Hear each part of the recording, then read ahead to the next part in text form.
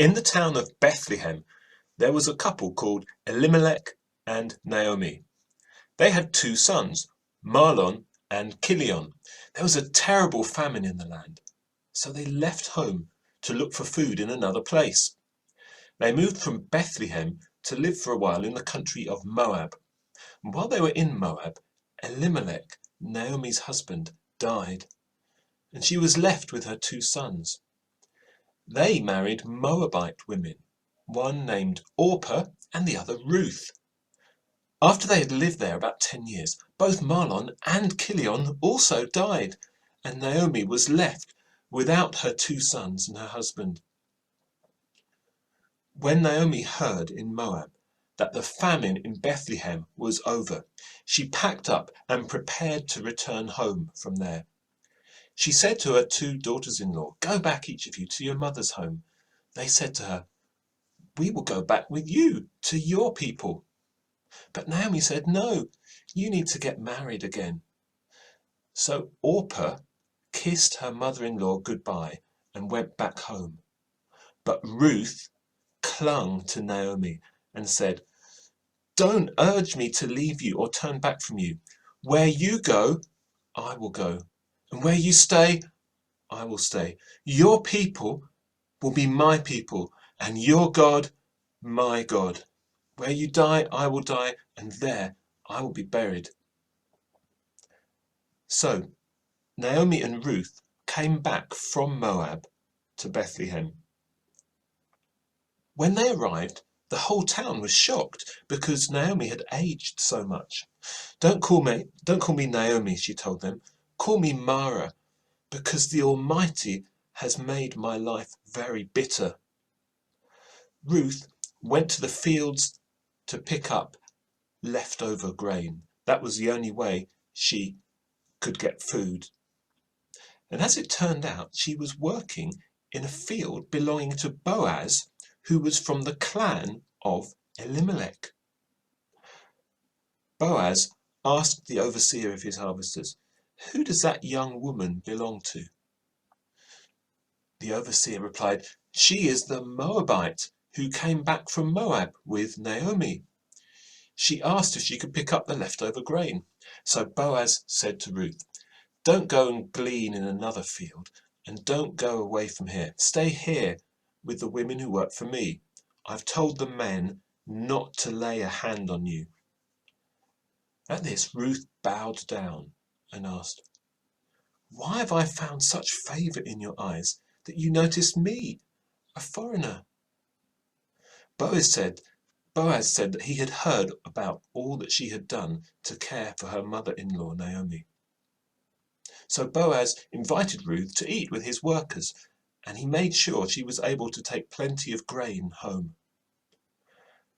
When she got home, Ruth told Naomi that she had picked up grain from the field of a man called Boaz.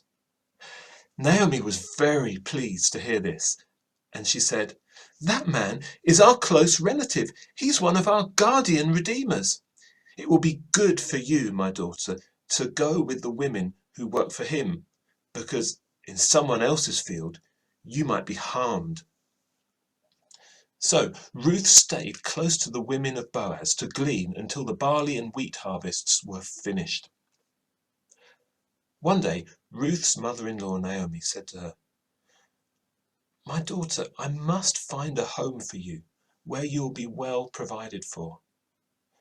She gave Ruth detailed instructions. So this is what Ruth did.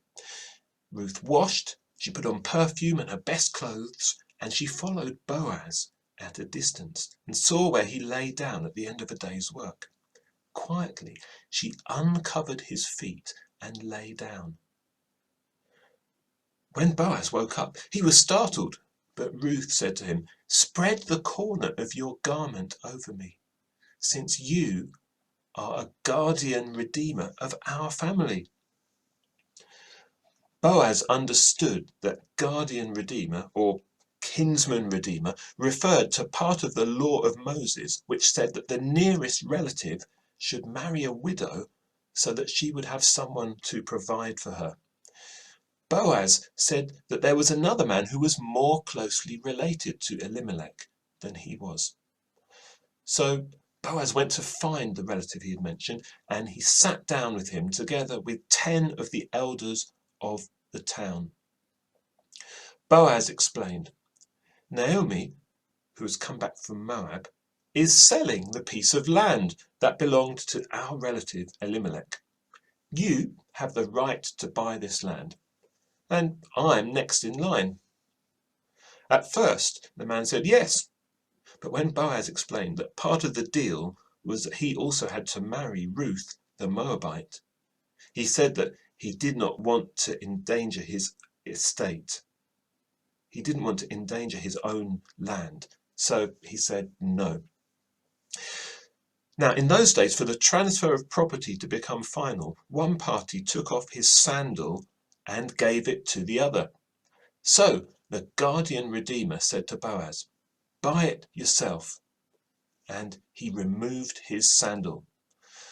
Then Boaz announced to the elders and all the people, today you are witnesses that I have bought from Naomi all the property of Elimelech, Kilion, and Mahlon.